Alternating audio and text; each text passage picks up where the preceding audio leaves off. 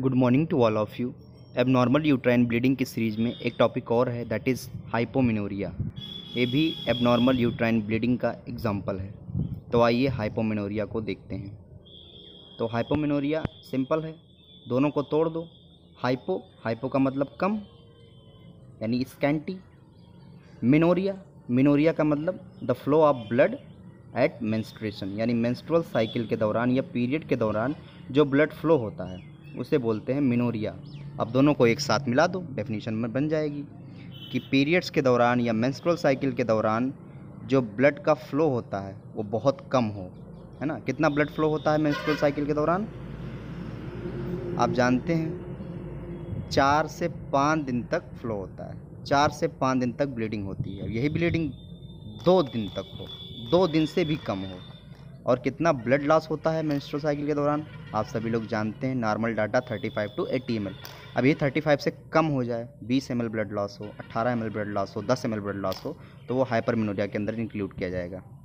तो हाइपोमेनोरिया को scanty period भी कहते हैं, यानी हाइपोमेनोरिया के केस में मेंस्ट्रुअल साइकिल के दौरान या पीरियड के दौरान बहुत कम ब्लीडिंग होती है ना।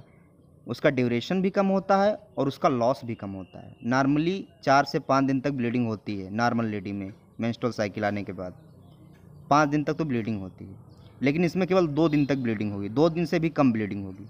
और मेंस्ट्रुअल ब्लड लॉस नॉर्मली 35 से 80 ml लॉस होता है, इसमें 20 ml या 25 ml ब्लड लॉस होगा, उससे भी कम ब्लड लॉस होगा। इसमें साइक्लिक इंटरवल नॉर्मल रहता है।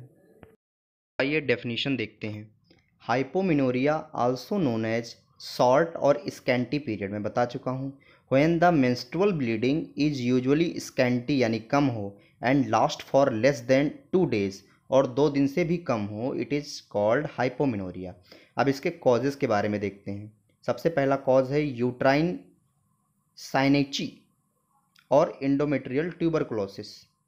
तो यूट्राइन साइनेची देखते हैं सबसे पहले। यूट्राइन साइनेची यूट्रस की एबनॉर्मेलिटी है, एक टाइप की यूट्रस की एबनॉर्मेलिटी। इसमें क्या होता है, यूट्रस के अंदर एडहेशन हो जाता है, यानी यूट्रस चिपक जाता है ना। स्कार टिश्यू अंदर उसके चिपक जाता है यूट्राइन कैविटी के अंदर। जैसा कि आप एक फिगर में हेल्दी यूट्रस देख सकते हैं आप, और एक फिगर में अनहेल्दी यूट्रस, जिसको इंट्रा यूट्राइन साइनेची बोलते हैं, है ना। तो इसमें क्या होता है कि यूट्रस की जो लेयर है, सबसे नज़दीक वाली layer, that is endometrium, inner most layer, तो वो भी चिपक जाती है ना, उसका एडहेशन हो जाता है। तो एडहेशन होने की वजह से एंडोमेट्रियम प्रॉपर रप्चर नहीं हो पाती है ना। जब तक एंडोमेट्रियम प्रॉपर नहीं रप्चर होगी तब तक ब्लीडिंग कहाँ होगी? ब्लीडिंग होगी ही नहीं, क्योंकि हर महीने एंडोमेट्रियम को रप्चर होना है ना, हर महीने वो झड़ती है। और एंडोमेट्रियम और एग दोनों, है ना, दोनों के कॉम्बिनेशन होता है, उसमें क्लॉट होता है, तो वो ब्लीडिंग निकलती है हर महीने मेंस्ट्रुअल साइकिल के दौरान वो ब्लीडिंग होती है। तो ये नहीं हो पाएगी प्रॉपर। इस फिगर में भी आप देख सकते हैं, एक तरफ यूट्रस है, यूट्रस की तीनों लेयर है, एंडोमेट्रियम, मायोमेट्रियम, पेरीमेट्रियम, और एडहेशन आप देख सकते हैं, चिपक गई है, स्कार टिश्यू बन गया है ना, स्कार टिश्यू चिपक गया है आपस में। नेक्स्ट कॉज है एंडोमेट्रियल ट्यूबरकुलोसिस, यानी एंडोमेट्रियम में अगर टीबी हो जाए तो वो भी इफेक्ट करेगा एंडोमेट्रियम को, प्रॉपर शेडिंग नहीं हो पाएगी। थायराइड डिस्फंक्शन की वजह से, पीरीमेनोपॉजल पीरियड की वजह